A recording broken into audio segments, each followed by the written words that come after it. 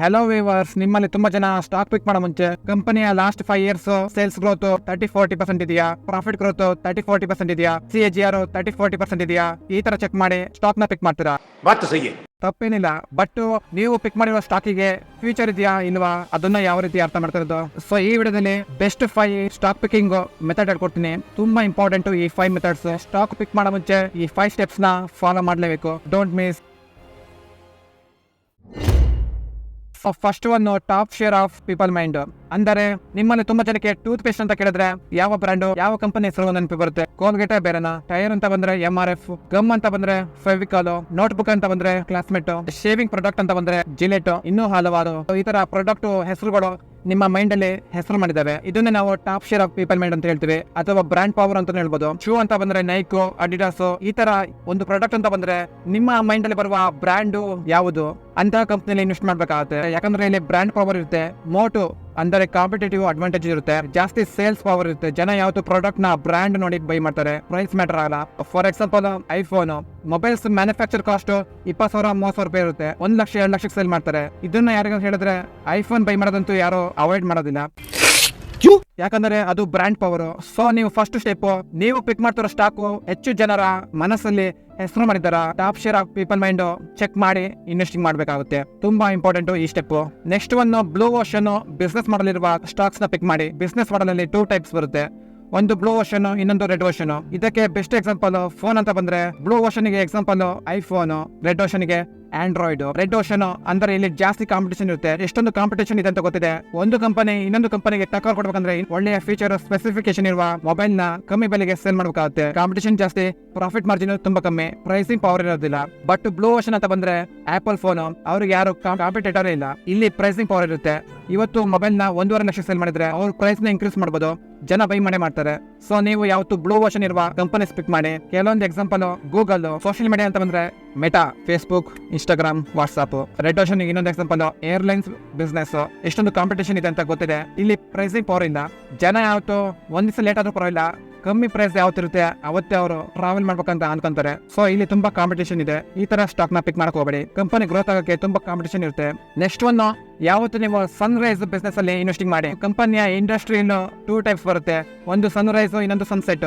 Sunrise ಅಂದ್ರೆ future ಇರುವ business, sunset ಅಂದ್ರೆ ಫ್ಯೂಚರ್ ಇಲ್ಲದಿರುವ ಬಿಸ್ನೆಸ್. ಪೆಟ್ರೋಲ್ ಡೀಸೆಲ್ ಅಂತ ಬಂದ್ರೆ ಇವೆಲ್ಲ ಸನ್ಸೆಟ್ ಬಿಸ್ನೆಸ್. ಫ್ಯೂಚರ್ ಅಲ್ಲಿ ಯಾರು ಪೆಟ್ರೋಲ್ ಡೀಸೆಲ್ ವೆಹಿಕಲ್ಸ್ ನ ಯೂಸ್ ಮಾಡೋದಿಲ್ಲ. ಸೊ ಎಲೆಕ್ಟ್ರಿಕಲ್ ವೆಹಿಕಲ್ಸ್ ಅಂದರೆ ಸನ್ರೈಸ್ ಬಿಸ್ನೆಸ್ ಇದೇ ಫ್ಯೂಚರ್. ಸೊ ನೀವು ಪಿಕ್ ಮಾಡುವ ಸ್ಟಾಕ್ ಇಂಡಸ್ಟ್ರಿ ಅದಕ್ಕೆ ಫ್ಯೂಚರ್ ಇರಬೇಕು. ಸನ್ರೈಸ್ ಬಿಸ್ನೆಸ್ ಮಾಡಲಿರುವ ಕಂಪನಿನ ಪಿಕ್ ಮಾಡಿ. ಫಾರ್ ಎಕ್ಸಾಂಪಲ್ ಫ್ಯೂಚರ್ AI, ಈ ತರ ಹಲವಾರು ಎಕ್ಸಾಂಪಲ್ ಕೊಡಬಹುದು. ನೆಕ್ಸ್ಟ್ ಒನ್, ರೀಯೂಸಬಲ್ ಪ್ರಾಡಕ್ಟ್ಸ್ ಇರುವ ಕಂಪನಿ ಪಿಕ್ ಮಾಡಿ. ಫಾರ್ ಎಕ್ಸಾಂಪಲ್ ಮನೇಲಿ ಯೂಸ್ ಮಾಡುವ ಬಲ್ಬ್ ಅಂತ ಬಂದ್ರೆ ಒಂದು ಸಲ ಬಲ್ಬ್ ನ ಪರ್ಚೇಸ್ ಮಾಡಿದ್ರೆ 3-4 ವರ್ಷ ಬಲ್ಬ್ ಹಾಳಾಗೋರ್ಗು ಮತ್ತೆ ಯಾರು ಪರ್ಚೇಸ್ ಮಾಡಕ್ ಹೋಗೋದಿಲ್ಲ. ಅದೇ ಫುಡ್, ಮನೇಲಿ ಡೈಲಿ ಯೂಸ್ ಮಾಡುವಂತ ಪ್ರಾಡಕ್ಟ್ಸ್ ಡೈಲಿ ಯೂಸ್ ಮಾಡ್ತೀವಿ. ಸೊ ಈ ರೀತಿಯ ಪ್ರಾಡಕ್ಟ್ಸ್ ಸೇಲ್ಸ್ ಗ್ರೋತ್ ಜಾಸ್ತಿ ಇರುತ್ತೆ, ಡೈಲಿ ಸೇಲ್ಸ್ ಆಗ್ತಾನೆ ಇರುತ್ತೆ, ಡೈಲಿ ಡಿಮ್ಯಾಂಡ್ ಇದೆ ಇರುತ್ತೆ, ಪ್ರಾಫಿಟ್ ಗ್ರೋತ್ ಜಾಸ್ತಿ ಇರುತ್ತೆ.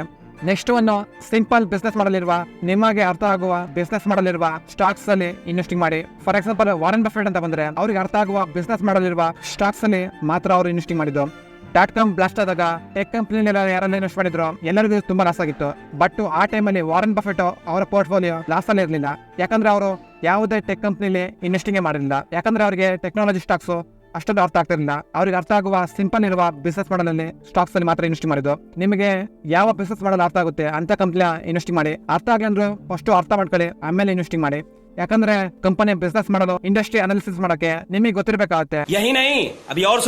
ಇದ್ರ ಜೊತೆಗೆ ನನ್ನ ಬೋನಸ್ ಟಿಪ್ಸ್, ಪೋರ್ಟ್ಫೋಲಿಯೋ ಅಲೋಕೇಶನ್ ಅಂತ ಬಂದ್ರೆ ಯಾವತ್ತು ನೀವು ಒಂದೇ ಸೆಕ್ಟರ್ ಅಲ್ಲಿ ಇನ್ವೆಸ್ಟಿಂಗ್ ಮಾಡಬೇಡಿ.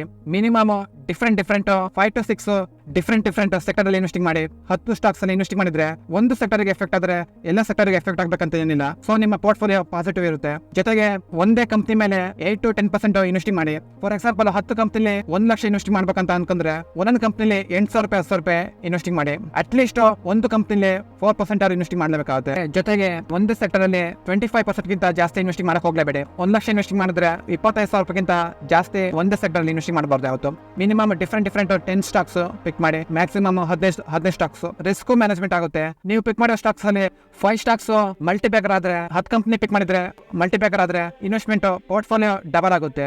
1 ಲಕ್ಷ ನೀವು 50-100 ಕಂಪ್ನಿ ಮೇಲೆ ಇನ್ವೆಸ್ಟ್ ಮಾಡಿದ್ರೆ 1,000 ರೂಪಾಯಿ ಈ ತರ, ಅದರಲ್ಲಿ 5 ಕಂಪ್ನಿ ಮಲ್ಟಿಪ್ಯಾಕರ್ ಆದ್ರೂ ಓವರ್ ಆಲ್ ಪೋರ್ಟ್ಫೋಲಿಯೋ ಅಷ್ಟನ್ನು ರಿಟರ್ನ್ಸ್ ಸಿಗೋದಿಲ್ಲ, ಇನ್ವೆಸ್ಟ್ಮೆಂಟ್ ಡಬಲ್ ಆಗೋದಿಲ್ಲ. ಸೊ ಇವೆಲ್ಲ ಸ್ವಲ್ಪ ಮೈಂಡ್ ಅಲ್ಲಿ ಇರಲಿ. ಜೊತೆಗೆ ಯಾವುದೇ ಕಂಪ್ನಿಯಲ್ಲಿ ಇನ್ವೆಸ್ಟ್ ಮಾಡೋ ಮುಂಚೆ ಕಂಪನಿ ಮ್ಯಾನೇಜ್ಮೆಂಟ್ ಅನಾಲಿಸಿಸ್ ಮಾಡೋದು ತುಂಬಾ ಇಂಪಾರ್ಟೆಂಟ್. ಅದು ತುಂಬಾ ಕಂಪ್ನಿಗಳು ಎಕ್ಸಾಂಪಲ್ ಕೊಡಬಹುದು. ಫೈನಾನ್ಷಿಯಲ್ ಸ್ಟೇಟ್ಮೆಂಟ್ ತುಂಬಾ ಸ್ಟ್ರಾಂಗ್ ಇರುತ್ತೆ, ಬಟ್ ಕಂಪನಿಯ ಮ್ಯಾನೇಜ್ಮೆಂಟ್ ಅಷ್ಟೊಂದು ಚೆನ್ನಾಗಿರೋದಿಲ್ಲ. ಸ್ಕ್ಯಾಮ್, ಫ್ರಾಡ್ ಈ ತರ ಮಾಡಿರ್ತಾರೆ. ಇದರಿಂದ ಫ್ಯೂಚರ್ ಅಲ್ಲಿ ಕಂಪನಿ ತುಂಬಾ ಎಫೆಕ್ಟ್ ಆಗುತ್ತೆ.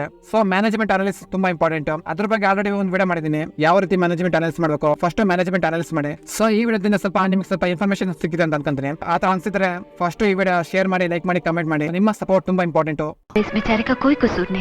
ಡಿಮೆಟ್ ಅಕೌಂಟ್ ಓಪನ್ ಮಾಡಿಲ್ಲ ಅಂದ್ರೆ ಈಗಲೇ ಅಕೌಂಟ್ ಓಪನ್ ಮಾಡಿ, ಲಿಂಕ್ ಇನ್ ಡಿಸ್ಕ್ರಿಪ್ಷನ್. ಫ್ಯೂಚರ್ ವಿಡಿಯೋಸ್ಗೋಸ್ಕರ ಚಾನಲ್ ಸಬ್ಸ್ಕ್ರೈಬ್ ಆಗಿ. Thank you for watching.